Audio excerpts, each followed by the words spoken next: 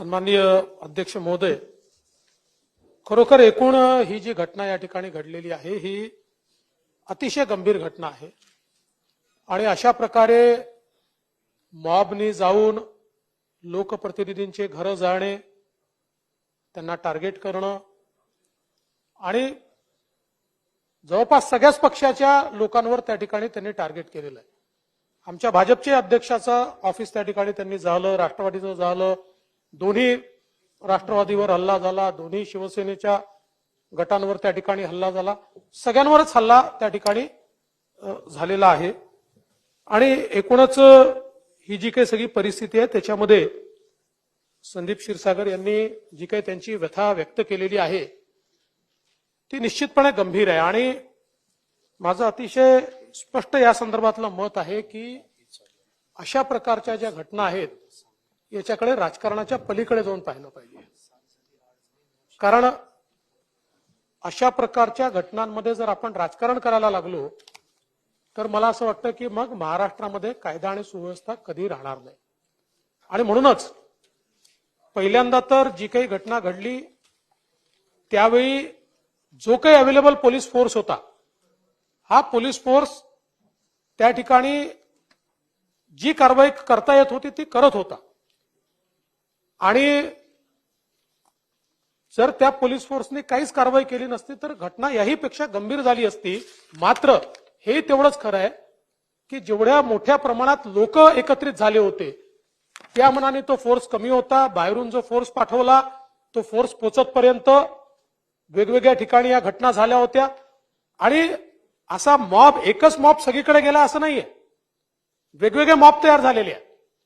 आता जे काही आपण त्याची तपासणी केली, काही लोक कॉमन दिसत आहेत, म्हणजे 3-4 लोक असे आहेत जे 2-3 स्पॉटवर आहेत, 3-4 लोक काही लोक असे आहेत ते 4 स्पॉटवर आहेत, पण प्रत्येक स्पॉटवर वेगवेगळे लोक देखील त्या ठिकाणी आपल्याला मोठ्या प्रमाणात पाहायला मिळत आहेत। आणि म्हणून या संदर्भात आपण जर बघितलं तर माजलगावची केस असेल किंवा बीडची केस असेल, मोठ्या प्रमाणात या ठिकाणी आपण अटक केलेली आहे। एकूण 278 आरोपी हे आतापर्यंत अटक झालेले आहेत, ज्यातले 30 आरोपी असे आहेत की जे सराईत गुन्हेगार आहेत, ज्यांच्यावर वेगवेगळ्या प्रकारच्या मोठ्या गुन्ह्याच्या केसेस आहेत। असे सराईत गुन्हेगार याच्यामध्ये 30 आहेत। आणि अजूनही माजलगावच्या केसमध्ये 40 गुन्हेगार हे फरारीत आहेत, त्यांचा शोध घेणं चाललाय। बीडच्या गुन्ह्यामध्ये म्हणजे जे वेगवेगळे गुन्हे झाले 61 गुन्हेगार हे अजूनही त्या ठिकाणी सापडलेले नाहीत, त्यांना शोधण्याचा प्रयत्न चाललेला आहे। आणि जे वारंवार काही लोक मांडण्याचा प्रयत्न करतायत किंवा तुम्ही निष्पापांना पकडताय, ज्यांची ऍक्टिव्ह याच्यामध्ये पार्टिसिपेशन होतं, ज्यांना ज्यांना पकडलाय, असं आहे मॉब पॅसिव्ह असतो ऍक्टिव्ह असतो। मॉब तर 5000 लोकांचा देखील असू शकतो, पण ते सगळे 5000 लोक पकडलेले नाही आहेत। ज्यांच्या विरुद्ध सबळ पुरावा आहे, जे लोक हे सगळं करताना दिसतायत आणि मेजर लोकांच्या विरुद्ध सीसीटीव्हीचं फुटेज आहे, पण आपल्याकडे तिथे सीसीटीव्हीचं कव्हरेज असं नाही आहे की ज्याच्यामध्ये 360 डिग्री आपल्याकडे कव्हरेज येईल। जसं प्रकाशदादांच्या घरी जे जाळायचा प्रयत्न करत होते त्यातल्या एका मॉबने सीसीटीव्ही फोडून टाकलाय, त्यामुळे त्याचं काही आपल्याकडे फुटेजच नाहीये। तर केवळ फुटेज नाही तर ज्यांना आता आरोपींना पकडलं, या आरोपींची चौकशी झाली, त्यांचे व्हॉट्सअपचे मेसेजेस कोणी कोणाला काय एक्सचेंज केलेले आहेत, टेक्स्ट मेसेजेस कोणी कोणाला काय एक्सचेंज केलेले आहेत, प्रत्येकाचं मोबाईल लोकेशन काय हे त्या ठिकाणी बघितलेलं आहे। आणि मग ज्यांच्या ज्यांच्या विरुद्ध पुरावे मिळालेले आहेत अशा लोकांना या ठिकाणी अटक केली आहे। आणि हे जे मी सांगितलं अजून 161 लोक बीडचे आणि 40 लोक माजलगावच्या केसमधले, या लोकांच्या विरुद्धही सबळ पुरावे आहेत, त्यामुळे त्यांना देखील अटक या ठिकाणी करण्यात येणार आहे। आणि आपण या ठिकाणी जे सांगितलं हे खरं आहे की पोलिसांची कारवाई याहीपेक्षा जास्त व्हायला हवी होती, पण दुर्दैवाने पोलिसांची संख्या आणि जे दंगलखोर लोक होते त्यांची संख्या, या संख्येत एक मोठा फरक होता आणि म्हणून त्या ठिकाणी नवीन फोर्स जो पाठवला तो फोर्स पाठवतपर्यंत हे काबूमध्ये आणणं कठीण गेलं, हे देखील तितकंच सत्य आहे. दुसरं असं आहे की आता आम्ही हेही तपासून पाहतो की हे प्लॅन्ड होतं का, याच्यामध्ये अशा प्रकारचे जे काही हल्ले आहेत हे ठरवून त्याची तयारी करून या संदर्भात अशा प्रकारचा हल्ला केलाय का, लवकरच ते देखील लक्षात येईल. आपण जे म्हणताय याच्या मागचे मास्टर माइंड आहेत का, त्याही दिशेने आम्ही चाललो. आणि हे जे आता फरार आहेत याच्यातले काही लोक सापडले की मग ज्या काही मास्टर माइंड संदर्भातल्या शंका आहेत त्या शंका देखील या ठिकाणी त्याचंही निरसन हे निश्चितपणे या ठिकाणी होईल. आणि म्हणून या घटनेला सरकारने अत्यंत गांभीर्याने घेतलाय.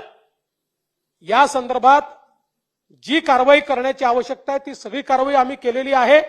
आणि कुठल्याही प्रकारे याच्यामध्ये कोणी असो, कुठल्या पक्षाचा आहे, जातीचा आहे, धर्माचा आहे, काही न पाहता याच्यामध्ये कारवाई ही करण्यात येईल, हा विश्वास मी आपल्याला देतो. आपल्यापैकी अनेकांशी पोलीस बोललेले आहेत. आपण ज्या शंका व्यक्त केलेल्या आहेत त्याच्यावरही आमचा तपास चाललेला आहे. त्यामुळे याच्यामध्ये कुठल्याही प्रकारे मागे हटण्याचं कारणच नाही, याच्यामध्ये आम्ही मागे येणार नाही. एवढा मोठा हल्ला होणार आहे आणि इंटेलिजन्सला कळू नये हे मला काही खरं वाटत नाही. अध्यक्ष महोदय, पहिल्यांदा तर जयंतराव तुम्ही कागदपत्रे पडताळून पहा, याचा कुठलाही इंटेलिजन्स मिळालेला नाही. कारण मुळात माजलगावची देखील जी घटना होती, माजलगावच्या घटनेमध्ये त्यांनी ती जी काही क्लिप वगैरे झाली त्याच्या विरुद्ध एक आंदोलन ठेवलं होतं. घरापासून दूर होतं ते, तिथे आंदोलन नव्हतं. आंदोलन संपवलं तोपर्यंत काही झालं नाही आणि त्याच्यानंतर हा मॉब गेलेला आहे. त्याच्यामुळे आणि बीडचा तर कुठलाही इंटेलिजन्स त्या ठिकाणी नाही. आपण जे म्हणता की पोलिसांनी फायरिंग करायला पाहिजे होतं, कदाचित त्यावेळेची परिस्थिती पाहून त्या ठिकाणी पोलीस तशा प्रकारचा निर्णय घेतात आणि अनेक वेळा पोलिसांवर दोन्ही बाजू होतात. आता अंतरवाली सराटीमध्ये पोलिसांनी 70 पोलिसांना त्या ठिकाणी ते जखमी झाले. अंतरवाली सराटीमध्ये पोलिसांनी जर थोडी कडक कारवाई केली तर म्हणजे आता मी म्हणणार नाही, पण राज्यातल्या मोठ्या मोठ्या नेत्यांनी पोलिसांनाच टार्गेट केलं.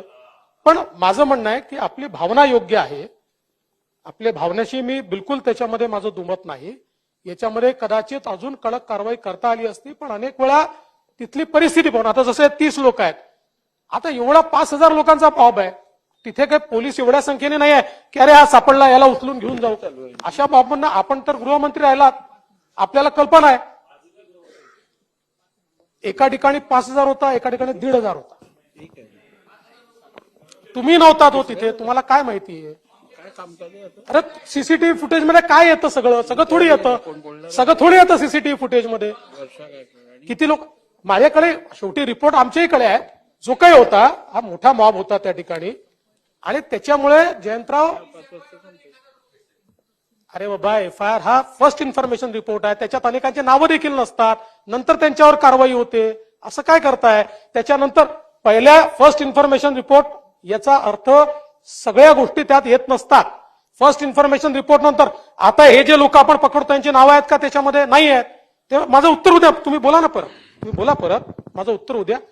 त्यामुळे या ठिकाणी जयंतराव ही गोष्ट खरी आहे की याच्यामध्ये अधिकची कारवाई व्हायला पाहिजे होती.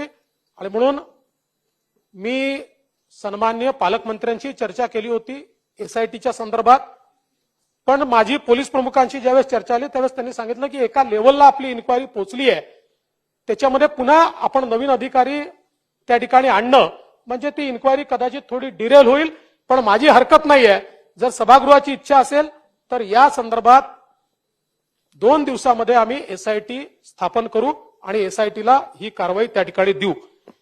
आपण पप्पू शिंदे बद्दलच काय विचारलं?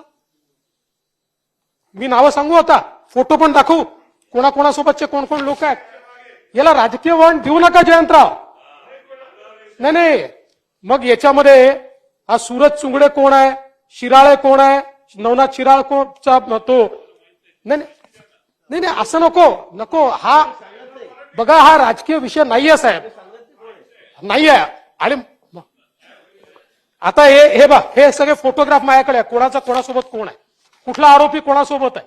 त्यामुळे याला असं आहे, कोणाच्याही पक्षाचा असो, ज्यांनी जाळपोळीमध्ये त्या ठिकाणी काम केलं त्याच्यावर कारवाई झाली पाहिजे. ती कारवाई आम्ही निश्चितपणे करू. आणि या संदर्भात मी पुन्हा सांगतो, कुठलाही आरोपी त्याला सोडणार नाही म्हणजे नाही. त्या मॉबला कंट्रोल नाही केलं म्हणून तो मॉब हळूहळू वाढत गेला.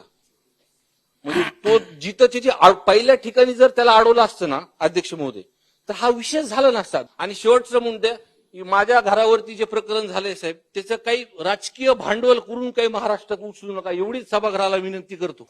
पहिल्यांदा तर जयंतराव, मी पुन्हा माहिती घेतली, माजलगाव इथे 5,000चा मॉब होता आणि बीड शहरामध्ये 1,500 ते 2,000चा मॉब होता. हे पोलिसांच्या रेकॉर्डला आलेलं आहे. त्यामुळे आपल्याला माहिती आहे एफआयआर मध्ये सगळ्या गोष्टी पहिले येत नाहीत, नंतर त्या गोष्टी त्या ठिकाणी ज्या आहेत त्या येत असतात. आणि आपण जो मुद्दा या ठिकाणी मांडलेला आहे, आपल्याला ही कल्पना आहे की माजलगावची घटना झाली तर एसपी इकडचा फोर्स घेऊन माजलगावला गेले आणि त्याच्यानंतर इकडे ही बीडमध्ये हे सगळं सुरू झालं.